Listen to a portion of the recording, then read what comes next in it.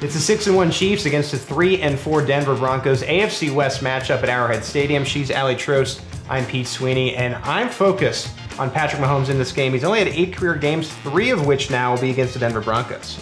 Yeah, familiarity is going to be a big thing going into this game. However, Andy Reid said at practice this week that is actually going to pose a greater challenge for the Chiefs rather than being to their advantage. Yeah, they always say in the NFL it's hard to beat a team 3 times in 1 year. This will be a calendar year for 3 times for Mahomes, so that factors in as well. And it's a tough Broncos defense as usual with a number of injuries along the offensive line for the Chiefs. Mitch Morse in the concussion protocol. Laurent Duvernay-Tardif is already out. Jordan Devey now goes down. So we're going to have a new look Chiefs offensive line against V.Miller and a really tough pass rush.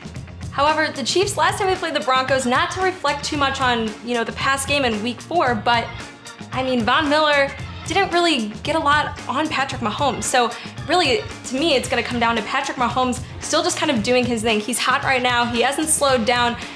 Is the Denver defense really gonna be that much of a problem? I think V.Miller is a key, and he popped up with an ankle injury, so he might be a step or two short. You gotta worry about Bradley Chubb.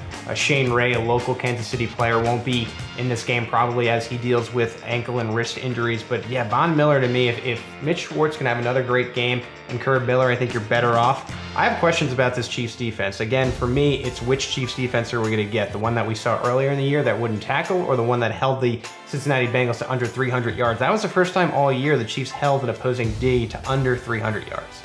Chiefs defense this weekend is going to be huge. And like you said, which Chiefs defense are we getting week in and week out?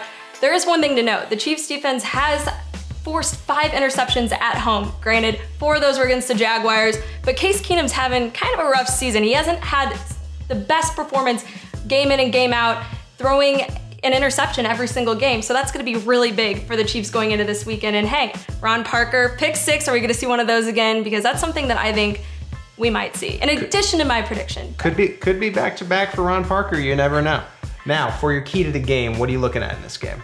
Kareem Hunt is going to be huge this game. He's kind of coming into his own. He's really been having huge plays game in and game out, but it's also going to be looking at their rushers. It's going to be looking at Royce Freeman, Phillip Lindsay, and making sure that they can stop those two, because last time the Chiefs and the Broncos played, each of them had 136 combined yards and a touchdown each. Yeah, I think no matter what, we know Mahomes will be there. No matter who the opponent, I understand it's a tough defense, Mahomes will be there. It's how the Chiefs defense will handle their star players, like a Phillip Lindsay, like an Emmanuel Sanders. If they can curb them just a little bit and make sure Emmanuel Sanders, who's having a great year, doesn't take over this game, I think you're all right if you're the Chiefs.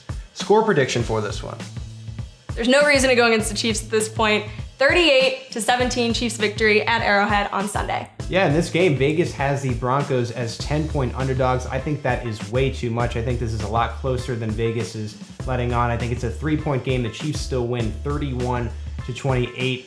Close AFC West game, but the Chiefs get their 7th win in 8 tries this season. She's Aly Trost, I'm Pete Sweeney, and this is what we'll be watching on Sunday.